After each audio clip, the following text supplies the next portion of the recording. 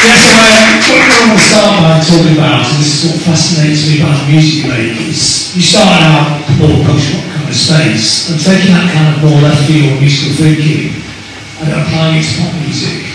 So it seems like two very different sort of disciplines, of course, they're not parallels, isn't it? Is that a deliberate kind of process?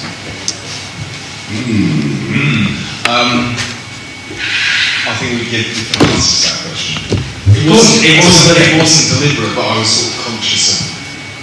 We've been in bands before, together and apart, and I think there was a certain amount of savvy that went into the beginning of everything. But actually, looking back at it now, we were as naive and innocent as any new band is. So I don't think it was planned in a cultural way. But maybe, I think Jonathan would say it was... I think, though, we all were kind of frustrated with a lot of stuff that was happening in all music, and we thought that it could be more advanced somehow. And then slowly it's been a process of realising that that's kind of bollocks. Was that 15 years to some extent? Because this is like mid-2000s, what's now been maligned as landfill indie, some of which is unfair and some of which is totally justified. And we just didn't think it was very ambitious in its content, sonically, lyrically. Any of it, it seemed to be sort of anti-intelligence. It didn't really speak to us. So we wanted to do something that was antithetical to that, to some extent. But we took our cues from some of it as well. We were still just a four-piece guitar-based drums band because that was the easiest way to get into Mike's full focus and drive to Sunderland. It was like suddenly it wasn't much more ambitious, but we had this three-way vocal thing that we could do quite easily, but set out, and that was always just an tendency to sort of starting pistol, really. We were never going to stay there, we were never going to remain in post-punk. I mean, is that your roots, like a post-punk sound, post-rock kind of sound? Yes. It's weird, it's hard to say. Well, it was what we were listening to probably by the time we were at uni, basically. Yeah. We were in a post-punk band, post-rock band, I guess. And then, and then the start of this band was very like that. But then I guess it just... we grew out of it, or we grew into something else. Yeah, I've seen interviews where you talk about being interested in pop and R&B, trying to bring some of that into the mix as well. And that's quite interesting, because often they're two completely different scenes, aren't they? I mean, one is completely not aware of the other one's quite snobby by the other one. But you're kind of mixing. I think when I first met John and Salty, when we were like 19, and I was probably guilty of some of that stuff. And John was like, I'm really into Destiny's Child. And I was really into Sing. and after a while, we didn't see any reason why the two should be mutually exclusive. Yeah, of course. I mean, all great music's fusion to two different styles, isn't it? Yeah. Especially when they're opposite things, trying to make it spark. Yeah, exactly. And I think really that's all originality is these days. I mean, what was the last truly original piece of music? I don't know. I'm the wrong person to ask, but really, we're just about kind of recombination of the things we love most. I think that's most of our favourite bands can do. Even Beatles are doing that. Of course, they're working they're an art rock pop band. Yeah. It was post-mortem, and it was about combinations. It was juxtaposition. I mean, did you have an epiphany moment when you found pop music? Probably about 3, so I can't remember. But pop music was everywhere when I was growing up, certainly. It was for guys as well. It is for everyone. But we all had parents that were really had big record collections and the best stuff, in the 60s. So, yeah, I think pop music gets you before nearly anything else, actually. I mean, obviously, visuals are even stronger, maybe, but there's something about pop that's to be understood by really, really young kids, and it can also take the sound of it, can take it back, like the smell, something about recorded music, not just a tune, but the actual what went down on that day in the studio, and when you hear it again many years later, it has a really, really powerful effect on your sort of animal brain. You can't really explain. We were just saying, talking about it just now, it's not the same as some of the art forms or experiences. It's like a direct, short circuit kind of thing. Subconscious. Yeah. Yeah. But beyond the conscious, the cool conscious, isn't it? So that's what explains pop music, isn't it? Because you're thinking, I shouldn't really like this, but it's actually really brilliant. So was that the epiphany moment for both of you then, when you realised that just let it go, just embrace the pop thing?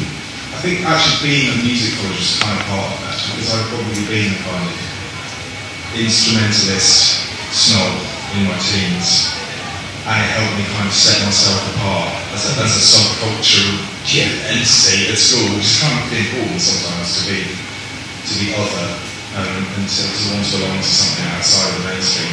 But then when we got to musicology, we were surrounded by a lot of people that were that thought they were owed a career, owed a living because they could play all the modes really, really fast. Yeah. And I didn't like that attitude at all. And there were a lot of people that thought the arts and monkeys were shit because the music was basic in some way, which I just thought that was missing the point entirely. And it was also really very Britney Spears single at the time. So I think all of that was kind of it's a classic song, isn't it? Yeah. So that helped to not deconstruct my negative attitude towards pop music. It just reminded me why I liked it when I was 11, and that actually the cultural barriers we put up are arbitrary and unnecessary. Yeah, I was reading another interview you talk about when you put the band together, one initial kind of, not an influence, but sort of like ideas, things you get from Paul Morley, when you talk about, how post-punk went to new pop in the early 80s. A similar process, but at a less sophisticated time. And was that part of your reading on those kind of manifesto writings that he would do? I was a bit. When our first guitarist, Alex Neville, was a lot as well. We were familiar with some of it from the sort of cultural theory aspect of the course that we met on.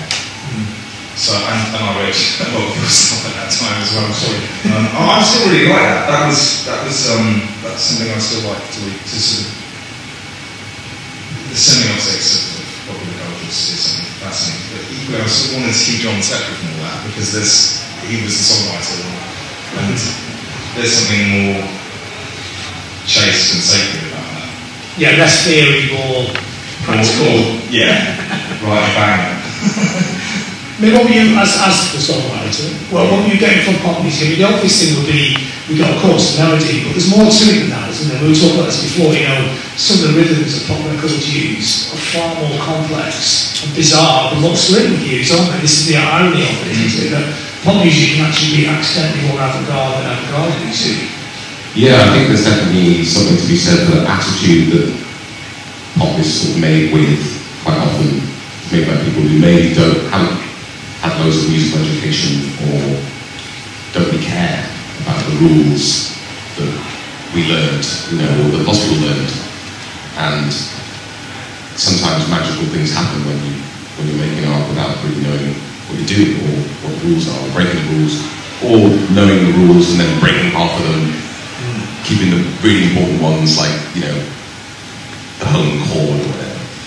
And I think that listening to a range of pop music made by lots of people that are just coming from somewhere else, it's as simple as that really. It's that they're going to bring just what they think is good to it, rather than it's your scales, here's your modes, here's your this is the right way to do harmony, and this is the right way to do rhythm and all that stuff.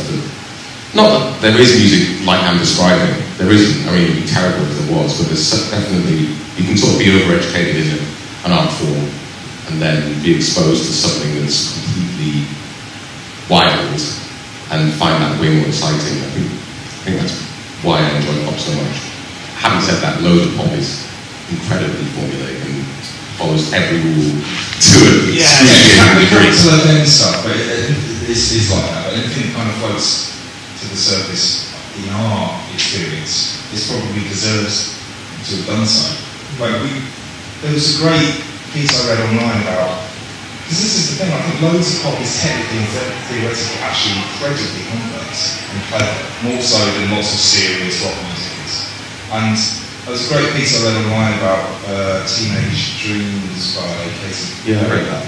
About how it's in a certain key, but it never actually reaches the home chord. It's just dancing around, which gives it this amazing tension the whole time, because it never actually lands. Yeah, I thought about that. Yeah. That article loads of times when writing songs, and I put it like perfectly copied what they did in that song. Did it work? Yeah. Yeah. It gives you a sense of like endless travelling. This is like 2 or 3 songs I can think of right on off the top of my head that just did that because they did that.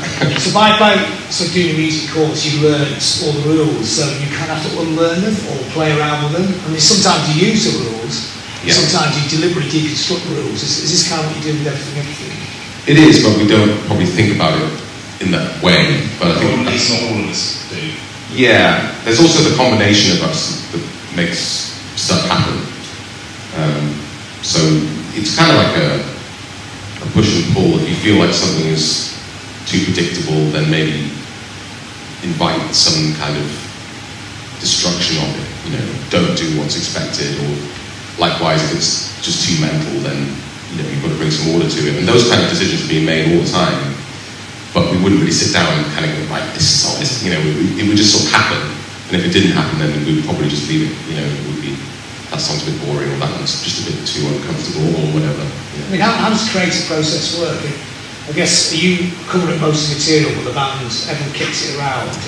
Alex and I, the guitarist, we both write songs, and I'll write lyrics. That's basically how it works. And then we sort of kick these demos around, and the other guys will input their thoughts, and we sort of have like a rough democracy in terms of what we think is good. 3 of us think a song is good, then it's good. But sometimes sometimes it's just, I might write an entire song, all the parts, everything, and Alex might do that. And sometimes it's very back and forth. Like you might write the chorus, and I write the verse, and we go and get a middle 8 that I wrote 2 years ago, and go, actually that might work here. And if you just knock it up a few. So you can write something. We got to change the key literally every time. Yeah, every single demo I make, I'm singing really high, and then I show it to the guys, and then they're like, "Yeah, it's good, John, but can we take it down a few?" It's down like 6. Yeah. I mean, so sometimes you come up with whole set lyrics that suggest the whole melody. You can strip the song around that. So how do you do the lyrics after the song? Nearly like 97% of the time, lyrics come after. I always think it can lead to some weirdness if the lyrics are there first and you try and fit a pleasing melody around it. Unless it's got a very obvious rhythm already, you can sometimes get a sort of awkwardness, I think. So you've got a really good melody, then it shouldn't matter what the words are. It could be la la la, and everyone should feel. You've actually wanted to do that in the past. Yeah. I still want a song that just doesn't have the words. Isn't that the purest pop moment though? Well, la la song. There's a band with Sigur Rós, they sing in a made-up language, don't they? There's a few bands do that. Yeah, and I certainly feel loads of emotions listening to their songs. I have no idea. It doesn't mean anything. Well, even if you sing the proper words, most people can't make them out in verse. Yeah, they can't. Isn't that kind of almost what you did with the last album, when you get AI to do the words? Ooh, good question. Which I love the idea of. Yeah. So well, I was taking the AI outputs. I fed it stuff to learn, and then it would spit things out, and I would go through them all until I found ones that I thought meant something, even though I knew that they didn't mean anything because it was written by a computer.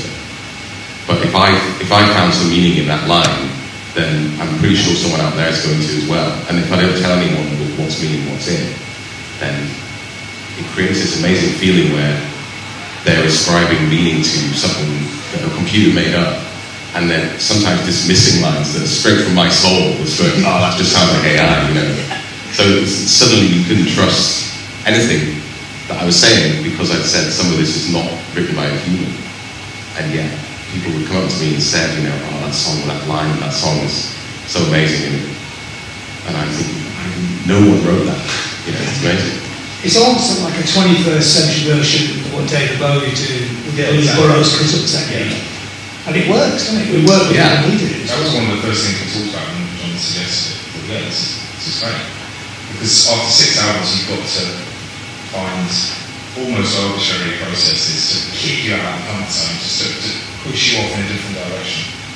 And the cut-up technique or complete strategy cards that Bowie were using, that's a similar thing. It just pushes your thinking in your creative direction elsewhere. I mean, do you find that you're creatively restless anyway, or do you find you actually do lock into grooves, things that just kind of work?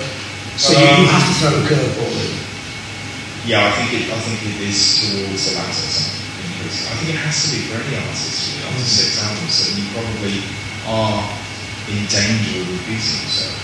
So this is sort of safeguarding against that. In a way, for inventive bands, it's probably harder to avoid eventually becoming cliches, isn't it? Because there are certain things you will do that you probably inventively came up with a certain bizarre feature. Yeah, it sounds like you. They get comfortable, don't they? It's inevitable. The more times the more combinations of patterns that you combine, eventually they start to repeat, don't they? Especially if we're not infinitely talented. We can only do a certain amount of things in a certain amount of directions, and we're only good at 10% of those. Yeah.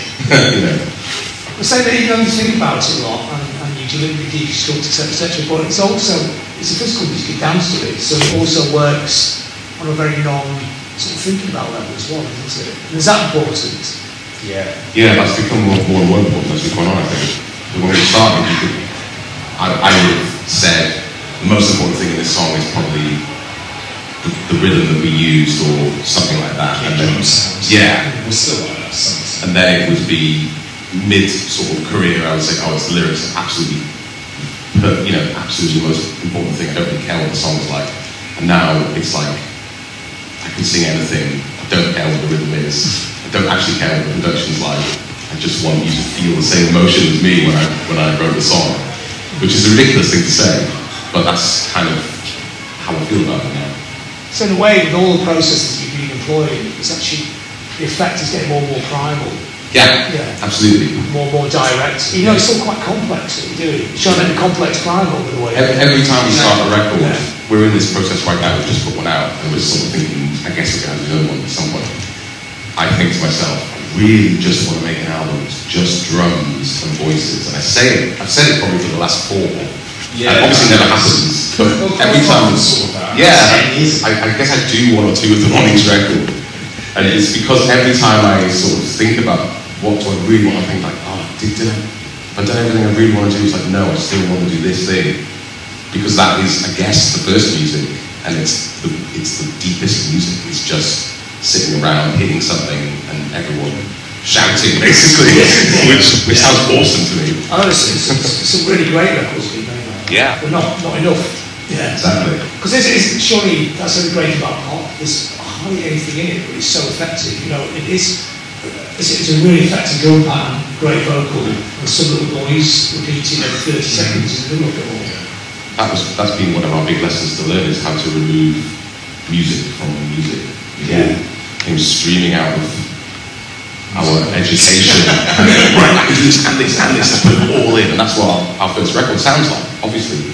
And then slowly over time, actually maybe I don't have to do all of that. And now it's a case of like, how little can I get away with? Probably our most popular song has like a kick drum and a hi-hat and a little synth. Yeah, but also crushing lyric. Well, okay, sure. We used to talk a lot at one stage about the sad party as being like the ultimate holy grail of music, to make people dance about something that's fundamentally sad. Yeah, I always think the subject matter is sad, but you can't help but move your voice. We thought that was kind of an ultimate juxtaposition. I think the greatest music is sort of melancholic and euphoric at the same time. It's like Dancing Queen is the example I always think of. It's on the surface, it's like a really jubilant party song, but it's just sad. It's really sad to listen to. Yeah, it's weird. It's really melancholic, and yet it's got this kind of naff, disco tag. People think of it as a slightly kitsch, and Which is completely genius. It's so sad. Yeah. It's amazing. I mean, are you the kind of people who sit there and dance Queen over and over again? Yeah, we have done that. Yeah, definitely. Where's Angie? Not trying. Well, I have learned the chords. Okay, fine. I had a good go at that. Yeah. All artists go, didn't they? Yeah. Definitely. I mean, it's brilliant, but also the idea of minimalism is always going back to where you started, isn't it? Because going back to rock, post-rock, Slid were like kings of minimalism, weren't they? Yeah, that is a lesson that we should learn at the time. Well, I guess we knew that when we were in Modern Bison, but it was... Yeah, that was very minimalist. Yeah. We also had this maximalist tendency from being kind of orchestral kids and being into Radiohead and like Sgt. Pepper's, there's a big maximalist. That's what we did early on, certainly. But then loads of the music we were listening to at the same sort of time, like Shellac, is just much more brutally rendered. Very tough, 3-piece sound. We kind of put that into the early version of the band, but I think we were probably enamoured of being able to make something technically infinite. We could just keep adding stuff. By the time we made our first album, we started to learn that was maybe not always the best approach, but we're still learning that. Like John said, we're still trying to remove music from music, and that's partly about confidence. We've never had the confidence to be as exposed on our first record. The second album, to a great extent, is about a desire to bring more people into, or let more people in, because there was so much obfuscation on our first record. And then that tendency has really just continued, I think, broadly speaking.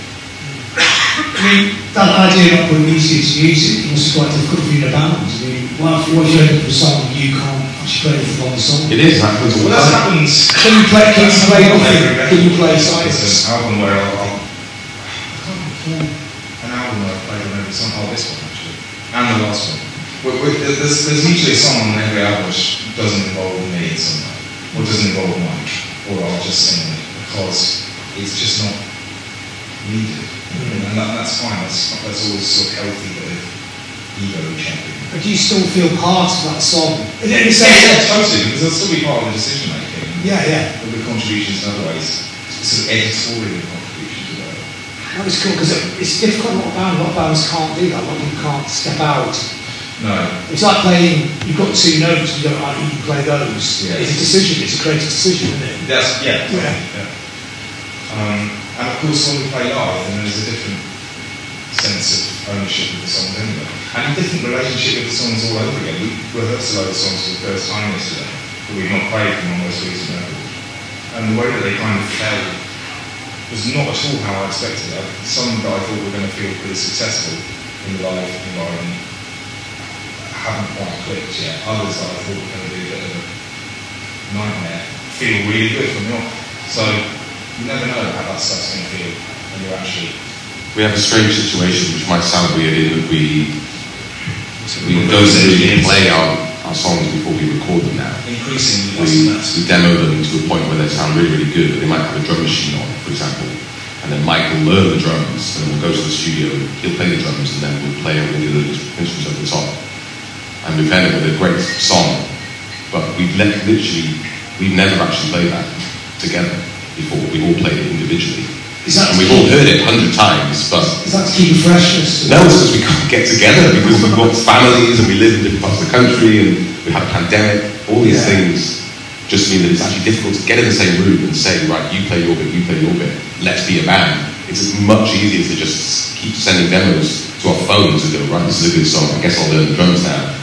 And then he plays it in his shed until he's really good at it, and then we go to the studio. You know. I think that for a lot of people, that is a modern creative process. Is this the post-pandemic way bands are? Do you need a rehearsal? Do people actually rehearse every night anymore? You know, like old bands. I'd like to think so, because I don't think we would have started if we weren't. Because you had the luxury of building those foundations. Yeah. We had 2 or 3 albums, 4, maybe even 5, where we were still operating that way. And we had to, at least in part. But it's lessened and lessened and lessened, and the pandemic has kind of legitimised this sort of increasingly solipsistic way of doing which is a double-edged sword. It's sometimes not that. It's not really what we got into being in a band for, but it is also, it streamlines things and it's practical when we can't necessarily all be in the same room. We don't live in the same house anymore. We did for years, I'm glad we did, and we would never have got off the ground with us. We probably wouldn't be a band if we were 15 now. Because you're just making music on our laptops, because there isn't the impetus to get together with a group of people in someone's garage and make a racket and gear that's difficult to transport and expensive. Like it's really hard to do. It sounds terrible. Yeah, and it sounds awful for years. And I think it's hard to be a band. I think it's that particular way of making music is under threat because it's deeply impractical and expensive and unrewarding for ages. But there wasn't an alternative in 1998 when we were doing this at different ends of the country before we met. And there wasn't really an alternative when we met in early 2000s. It was still the way that people were making music. It was still the thing we aspired to. But I'm not sure if that's the case. Yeah, I mean, there's no reason. I mean, obviously, I grew up in bands. I think there's something magical about being in a room with the people, the unspoken language, and all that. It's amazing. Yeah. But there's no reason why music should always be made by people standing in a room looking at each other. But it's still something to value. It's one approach to value, and it's something that I have a romantic connection to, and I hope it doesn't disappear. It feels like it's quite a dying breed at the moment to be in a band, in a traditional sense. If you, however misleadingly, are identified as a guitar band, because we're not a guitar band, everyone's got a guitar on stage. so you can kind of typecast us in that way. But I think it's difficult, those sort of bands. It's interesting because we talked about the pop thing before. Of course, the creative process there is completely different, isn't it? I mean, there's somebody in New York doing the drum parts, there's somebody working out top lines in Moscow, or probably these days, or somewhere else. You know, I remember sitting there getting you know, sitting in Rio de Janeiro to sing the top lines, something like lyrics somewhere else. They never meet each other. Yeah. And that's kind of where, that's a process you obviously met each other. It's kind of a process you're sort of somewhere between the two now, aren't you? Yeah, exactly that. And if anything, it's happening the other way around. Music gets made, and then we play it. Yeah. And does it change the way you make the music? Does it sound different to you as well? Because it's been made, you know, you set it down the line, somebody's kind of worked out the parts. Is it? Yeah, but that's nearly always a positive. So I'll make a demo, and I'll invariably do some of the things I always do, like put loads of reverb on the vocal. And then I send it to Alex and he will mess it up, he'll change it, and then he'll change it again and again and again, unless it was a really strong idea to begin with. And I usually don't particularly like that feeling, but then shortly afterwards I'm like, yeah, that was the right thing to do, this is better for having gone through that. Yes, and the changes where the creativity lies. Yeah. Yeah, and the fusion between the people, yes. Exactly, and that can happen in a room, you know, over several hours, or it can happen in the way we do, which is an email comes in the next day, a text says, check it out, you know. So it's kind of the same process, but slightly more sophisticated. Yeah, it's just less social. Although we technically talk to each other probably from when we wake up to when we fall asleep, which is another weird way of looking at it. We're actually communicating all day. Just about without even meeting. Yeah. And we can do that for months on end sometimes, and even writing songs like that, but not actually seeing each other. You know. And yet we think that we haven't seen each other, but we've seen each other way more. In 2D. Yeah. Yeah. So when you play it live, that's kind of the complete opposite of that process, because then it becomes a very human thing. You're all playing together in a room, celebrating the sound. And there's a communal mind in a sense, and it's very different from the way of working. It is, but there's another layer to this, which is that the technology is at a place now where we have our in-ears and we have our own little cocoons of sound. Okay. So we actually don't even share the same sound, even when we're rehearsing. Even when we're rehearsing, though. On stage we don't, certainly not. I have loads of my voice, no drums, because the drums are right behind me, for example. I just have the sound of the band.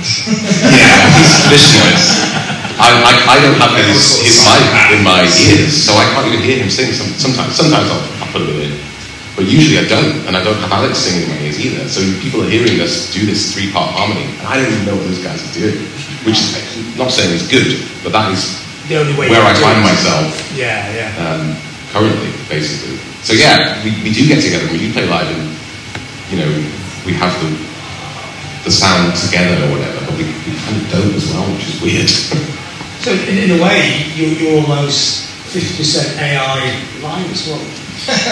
There's definitely a cocooning of everyone's lives more and more and more, and that's in my personal life and my work life, and literally the performance that people come to see us be part of, make this sound together, sort of isn't true as well, which is just interesting to think about. Yeah, I mean, it kind of plays into the narrative of the band as well, the ideas. Is this something you're sort of fascinated by, or is it just a practical process? I hadn't really thought about it until just now. I don't want to give you a head full, I can't do it anymore. Yeah, we do often sort of have these romantic notions where we should go back to basics and have one microphone in the room, and anything that goes down on tape must come from what happens in the room, but it's difficult, man. Those 1940s performers were the best performers, recording artists the world has ever seen and ever will, as far as I'm concerned.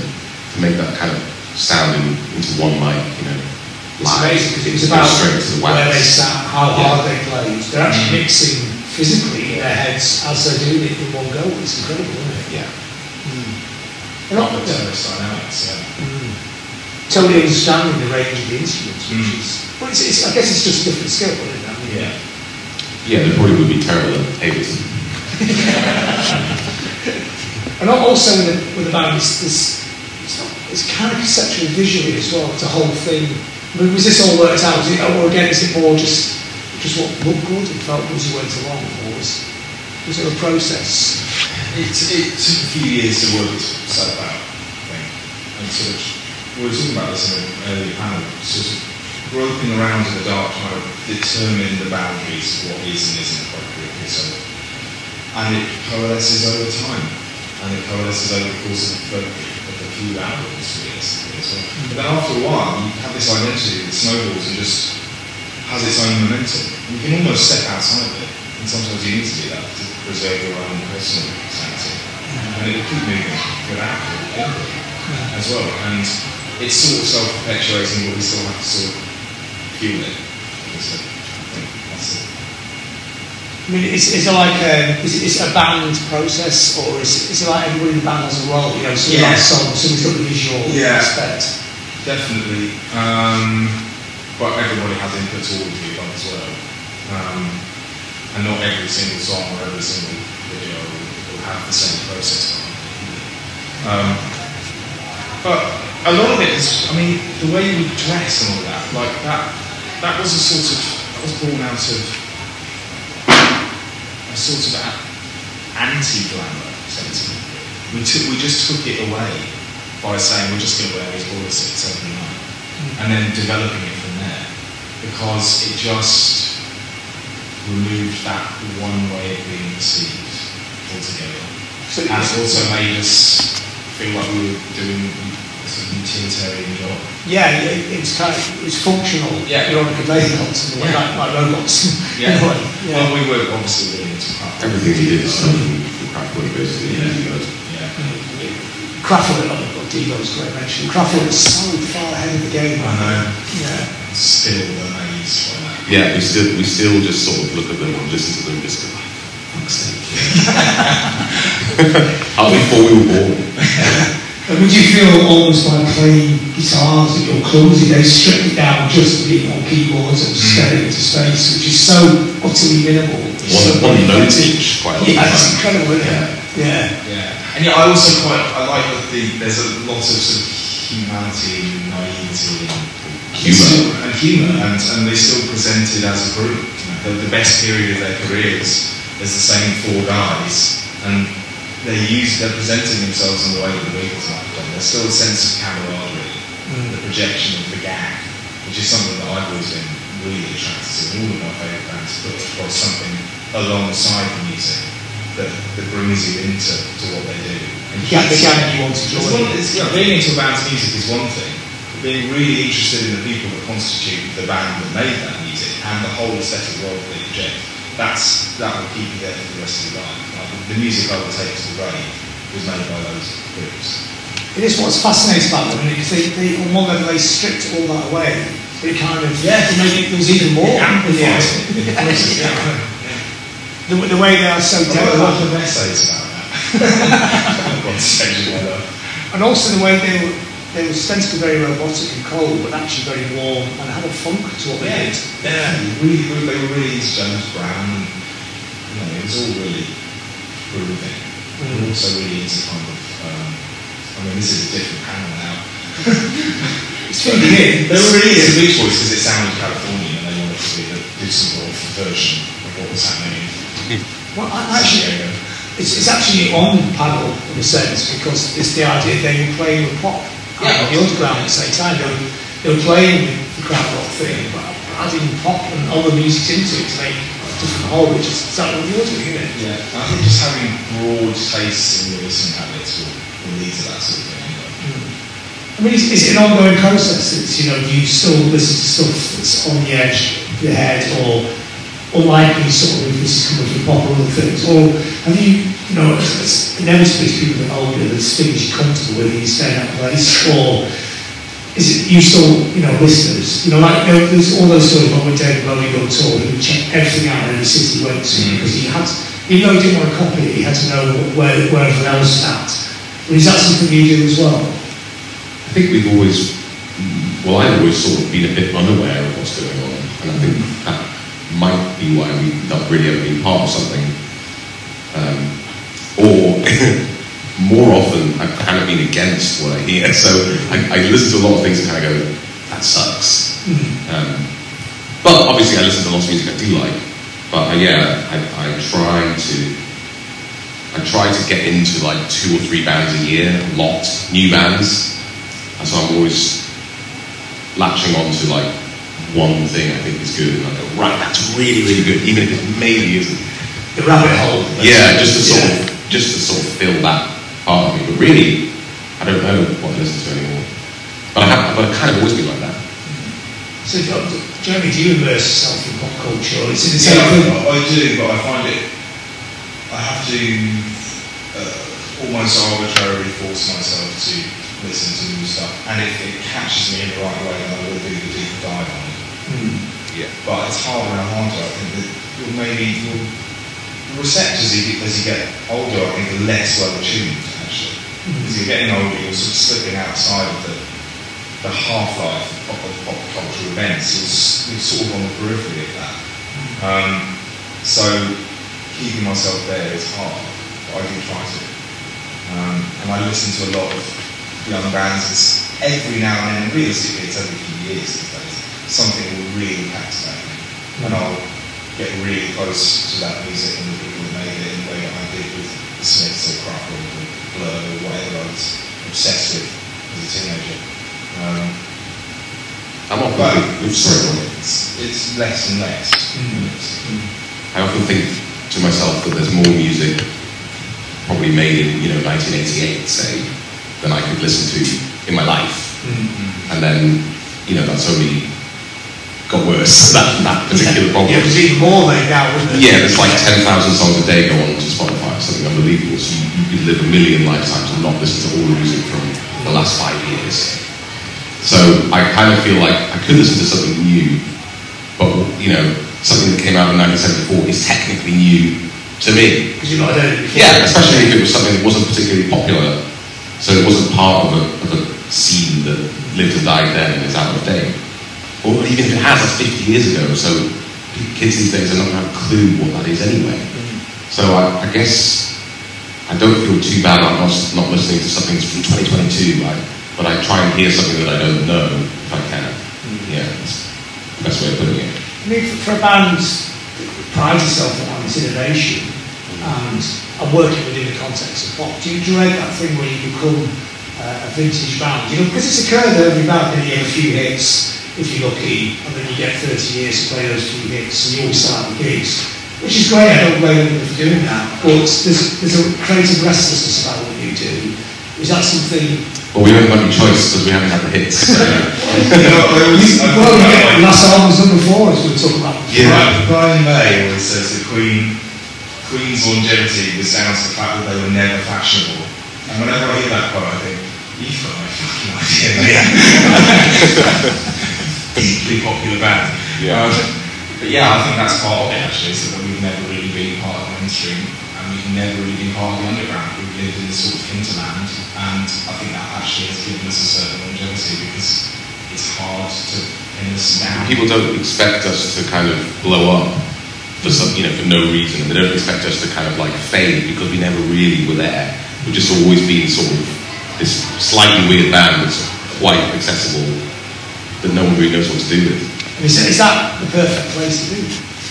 I don't know. I've not been anywhere else. We've made more records than I expected to. I just think creatively though, it gives you freedom, does it? It does, yeah. We can't really piss people off because they don't, they expect us to keep changing or to keep comfortably being different every time. I don't know how to put it, but you can't really piss people off when you haven't had, Sex on Fire or something, and everyone knows that song, and everyone leaves when you play it. We don't have that relationship with crowds. We just have, here's another load of songs that you probably like. So the audience as well buys into this thing. They would be perfectly happy for you to go play all brand new songs as long as there's something. The rest of his creativity was there. I don't know about that. I mean, the Fall got away with that for years, Yeah, they got away with it. And it worked, So to me, that was a great position to be in. There's nothing wrong with it. We're not that. We do have songs our fans want to hear. But we're trying to play this in class like second in the set. Once, but I know we just can't. We're really trying hard to do Mozart's most popular song within the set list because that's like notionally the right thing to do. Yeah. Didn't really work. Just went straight into the encore again. So when you sort of plan a future, bands can't plan a future, no one has a 5-year plan. But there is that thing like the next album, do you work out like conceptually what it's going to be like the last album, messing with the lyrics, that was great, it's a fantastic idea. So where do you go next from now, or do you just go back?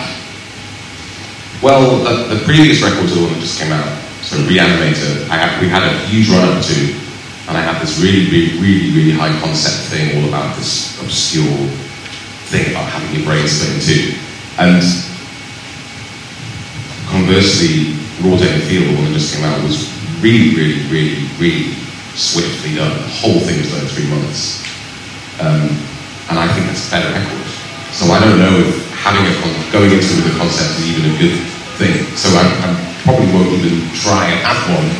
It all just sort of happened with the last record, and I think that's actually a really exciting way to write, rather than kind of go, I've got this big plan, I'm going to set up my stall, introduce you to this idea, and then explain it. You can get sometimes, you can lose the vitality and the excitement of it all. So the songs actually, when you write them, so you can write them anyway, but they sometimes suggest an idea where it's going to go. You don't even know where the direction is, but once you start it, you kind of think, it's rare that I'll sit down and think, I'm going to write a song about X. I usually just write a song, and then I start trying to sing to it, and somewhere in me says the thing I'm thinking about from a sort of left field space. It just goes, oh, that's clearly what, looking back on it, I go, oh, it's because I'm sad about this. Or what about sonically though? Is it, would they suggest where it's going to go as you start writing them, or what do you think? Like we talked about before, could make more live, more sort of sonic balls, or is that just as you start writing thinking, this is weird, I'm kind of going off in this direction? It's more like that, because you can only, the way I make music is with a laptop, and there's a huge amount of possibilities. Or I'm sitting down with a piano or guitar, which is more rare, but I do still do it. So you have this huge potential. You could really make any sound you can think of, and you can make as many of them appear and do whatever the hell you want. So I tend to just experiment, and the better songs seems to come from experimentation. I'm going to write a specific genre, I'm going to try and do a specific thing. It's more like, I'm going to see what this does. And Alex in the band, he's really good at experimentation. He's always got something new to mess around with. What sound, effects-wise? It's technology, it used to be guitar effects, and then it's moved on to, he makes his own synths now. And he's like, I've got this new little box, and he goes, and I'm like, what are we going to do with that? And then, I was going to say, we played more like 5 minutes later, he was right, here's an entire song written with this ridiculous thing. I'm going to sell it on Monday. Here's the song. I don't need that thing anymore. I'm putting it back on eBay. And that's what he's done. He's done that for years now. He just goes, got this new thing, done this music with it, finished with it now, and I'm going to do a new thing, experiment. So his role is in the sense of also provide a curveball. Big time, yeah. And will that help you logically as well, song-wise? There's bizarre. His melodies are a bit weird. Melody is something that he does write melodies sometimes, and they're a bit weird. Melodies. So they're difficult to sing because he's writing them. He's keying them in, with MIDI. So they're not always the most natural thing. And sometimes they really work for that reason. Sometimes they don't. Okay, so he's actually writing on the machine to get used to the melody line. He is now, yeah. That slowly appeared. He started to write melodies. It was always, here's the chords, John, write your own melody on the songs he'd written, and then now sometimes it's like, here's the melody too. So you could actually get... I don't know about that one. The like Craftler never did, but should have done, you could get replaced by a robot from the end, couldn't it? Happily. I complete their mission eventually. Yeah, I always wish they'd done that. I like the idea of playing 12 different cities on the same night, just robots. It would be so genius. It's not how traditionalists are becoming, because they don't make music anymore. They just tour a lot. They play a lot of mainstream festivals, and it's very much a 40s band. They're sort of like the Stones. Yes, every band ends up being its own, not quite parody or pastiche, but it's it's something to be conscious of, isn't it? It's something to be wary of. That's what I sort of wondered before, is that something that niggles the back of your mind? You have to keep the freshness and the inventiveness to sort of stave that off. Yes, and Alex is good at kind of bringing this sort of agents of chaos aspects. Yeah. But also, I think there is a certain, I don't know how to describe it really, sound, aesthetic, none of those words are really sufficient, but there is something that is distinctly what we do. And if we lean into that, it's popular. But we're not really conscious of when we are doing it. Like there's a song like My Computer on the new record, which is really, really silly. It made us laugh to record it. And it's it's a lot like Kraftwerk. It's also a lot like Highway Jetsam. There's this one really poppy moment in it with loads to try and sponge it, and then Alex's wife said that's the best bit.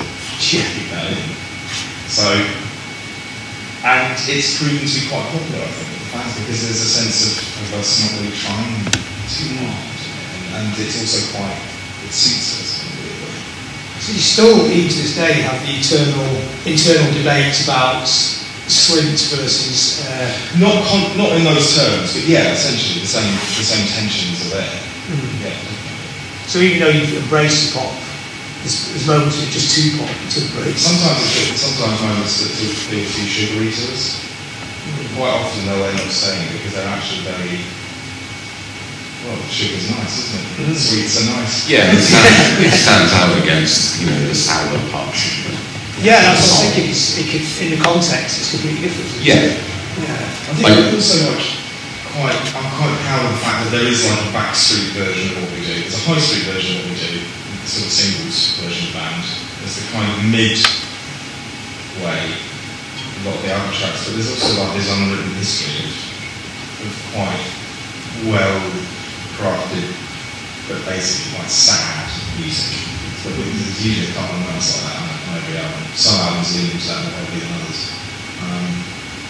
And that's gone largely undocumented, I think. Because it was only so much of that we can put into the live show, because it just isn't practical in that environment. But I'm glad all that stuff is there. I mean, which one is actually the real band, or is it both strands, or all different strands? There's no real band. There's no real truth to it. Yeah. A lot of my favourite bands have done that as well. Like a band like Blur, we've talked about this before. You know? There's Girls and Boys on the one hand, and then there's like Caramel from the 13 album on the other. You know, that's two different bands within the same band. It's quite quixotic. It's quite. They don't have to be mutually contradictory. The trick of a great band is to make sense of that, isn't it? Yeah, definitely. And to have a broad palette is something that's, in the end, is enabling. Sometimes a more limited palette, a more pure vision will connect very successfully with an audience to begin with, but then you don't have as many places to go with it. I think the Strokes' first record is an amazing album, and definitely one of my favourite records ever, but they survived as a band because they didn't do it again. They did find elsewhere to go with it. But it still remains within their parameters in a way. Yeah, it's still distinctly who they are, but they moved the boundaries on who they were with every single album. It's actually, I mean, it sounds not that difficult, but it's a really difficult thing to do, I think. Yeah. And being overly conscious of it won't help you. It's something that you can only identify in retrospect, or from a distance. Because obviously you think about it a lot, you know, as a band, you think about what you are, what you do, but sometimes you just shut the door, and just leave all that stuff out there. Yeah. Usually when you make a record, you can't really. Some conversations like this, and when we've had some space on other albums that we've made, we can actually kind of look back and have some sense of reflection. So that's really interesting. So the point in time when you don't really think about what it's going to sound like is the point in time where you're actually making the music. Yeah, and that's also the time where we listen to no music, I would say. I never do when we're in the writing process, which is really not what you think, probably. You think I'm out there listening to everything and going, right, I've got to copy this, copy that. It's actually when I listen to nothing. I think that's the perfect idea. Yeah, because otherwise you get too influenced, don't you? Yeah, you don't want to, I think, because you're playing your own music in your head all day and all night, because you're kind of working on it even when you're not. And certainly with lyrics, you can think, that would work, or you hear somebody say something, and you go, fuck, that would really work. And you don't really want, Radiohead in your head. Radiohead, you have to be completely in the zone, really. Yeah, but it just happens naturally. I don't have a band, but I just don't feel the need to be sated by other stuff, because I've kind of got it on 24/7. Well, I think that kind of totally makes sense, because really, if you make a record, it should be the best music you could possibly hear. It can't be anything else that sounds good, actually. Yeah, it's in between records is when you take stuff in. Yes. Yeah, you find this context in the space and everything else. Yeah. So what's the plans now? We're in post-pandemic period, so is life starting again?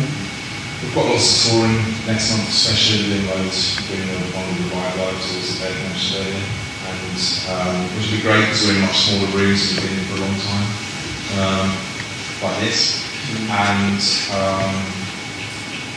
few festivals, and we're also thinking about making new music because the life of an album is about 1 week from now, so before it's even a month old, our manager's saying, you guys thought about making some music? Yeah. Is that because you're actually in the charts just for 1 week these days? Well, there's that. But that's just how long attention spans are in terms of the industry now. And we're incredibly lucky to get that 1 week out of people, to be honest. Yeah. I mean, it's great for a listener, but a nightmare for a creative, I guess. I don't know if it is great for a listener. I don't know. I think there's way too much choice as a consumer in everywhere I turn. I'm completely overwhelmed by just bamboozled by choice, tsunami of culture. And it's not that it's like, oh, where do I find the good stuff? It's like there's way too much good stuff. Yeah, that's too much stuff. Yeah. And people were saying this, in 1980, there's too much stuff. That was 1,000 times more. Yeah, it's a billion times more. Yeah. Records don't grow anymore. Long-playing records, the album, as we know it, doesn't expand once it's out. It ends. And the closest you can get to simulating this sort of old 2.5-year album campaign is to really eke out the rollout. So we've got out 5 tracks before the album came out this time around. We probably did last time, which is one of the reasons we wanted the records to be so long. 14 songs is much longer than hadn't really heard about before. And because then at least there's something on the back end for people to listen to. It's not half the record and then here's the other half. But it's, I think poverty of choice when we were kids was probably quite a good thing, because we really drilled into the music that we had available to us. We really worked hard to appreciate it, because there wasn't anything else. I guess that's the thing, the skill of the band though, is how to navigate the ever-changing cultural landscape. You know, whether it throws you, you've got to find some way to keep your boat afloat, and your creative boat afloat. Yeah, exactly. It gets harder and harder to do that. The more music you've made, find new ways of approaching music itself, either as a listener or a practitioner. It is harder. It's a great challenge. It's also something to relish as well. I'm pretty confident you'll find a way of navigating. You've done so far for 7 albums. Yeah, thanks. Yeah, absolutely. Okay, thanks for listening.